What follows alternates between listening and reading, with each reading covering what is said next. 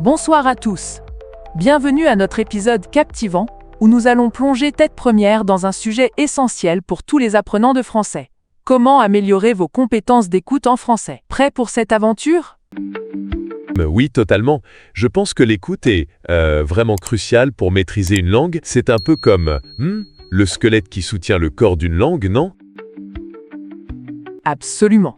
L'écoute, c'est comme essayer de sentir les vibrations d'une mélodie. Si tu n'arrives pas à suivre la musique, comment pourrais-tu danser, n'est-ce pas? Pour les débutants, c'est essentiel de commencer avec des ressources simples, comme des chansons, des vidéos ou même des podcasts. Qu'en penses-tu? Ah oui, les chansons, c'est super. Je me souviens la première fois que j'ai écouté La vie en rose, j'étais juste complètement perdu, haha. Et c'est parfaitement normal.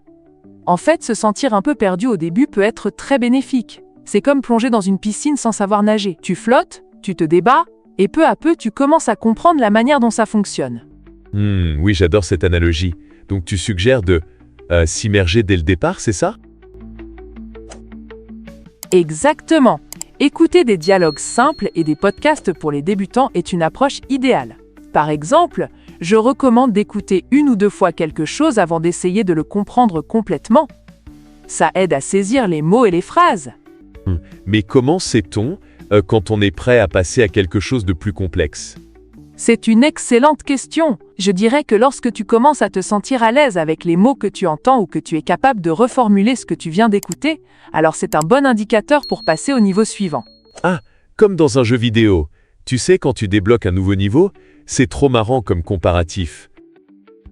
Oui, exactement. Chaque niveau représente une nouvelle étape de ton apprentissage. En attendant, parlons de quelques astuces pratiques, comme utiliser des sous-titres. Ah, c'est intriguant. Les sous-titres en français, cela aide vraiment ou c'est juste un gadget? Oui, cela aide beaucoup. L'idée est de pouvoir voir les mots pendant que tu écoutes. C'est comme avoir une béquille lorsque tu apprends à marcher. Mais attention, ne te fie pas uniquement aux sous-titres. Oh oui, je comprends. Donc, écouter et lire en même temps est une bonne idée, mais il faut aussi bosser sans les sous-titres. Exactement. Un autre conseil épique est de toujours reformuler ce que tu entends.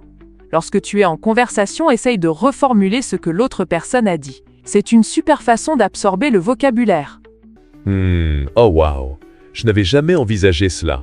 Est-ce qu'il y a des ressources spécifiques que tu proposes pour pratiquer ça? Bien sûr. Il y a des applis comme Duolingo ou Memrise qui te permettent d'écouter et de répéter des phrases. Tu peux aussi explorer des pages Instagram qui partagent des vidéos courtes en français. C'est très fun. Ah bon?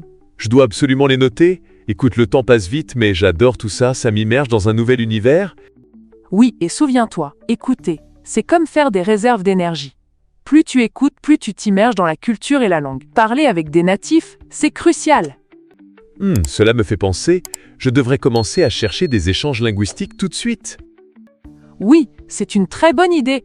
Cela ajoute une dimension humaine à l'apprentissage. Et n'oublie pas, la répétition est la mère de l'apprentissage. J'adore ça. Tu as des anecdotes de ton expérience d'écoute un peu drôle ou intéressante? Oh, j'en ai une! Une fois, dans un café en France, j'ai mal compris ma commande. Au lieu de café crème, j'ai demandé un café criminel! Les gens autour de moi ont éclaté de rire, Ça c'est génial. Mais je suppose que ça fait partie de l'apprentissage, non? Les erreurs créent des souvenirs mémorables. Totalement, Jean. Chaque erreur est une occasion d'apprendre quelque chose de nouveau. Avant de finir, faisons le point. Écoutez activement, utilisez les sous-titres et n'ayez pas peur de faire des erreurs. Oui, et surtout, amusez-vous dans ce processus. C'est ce qui compte vraiment. Merci à tous d'avoir été avec nous aujourd'hui. N'oubliez pas de vous abonner, de commenter et de partager ce podcast avec vos amis. Oui, et à très bientôt. Prenez soin de vous.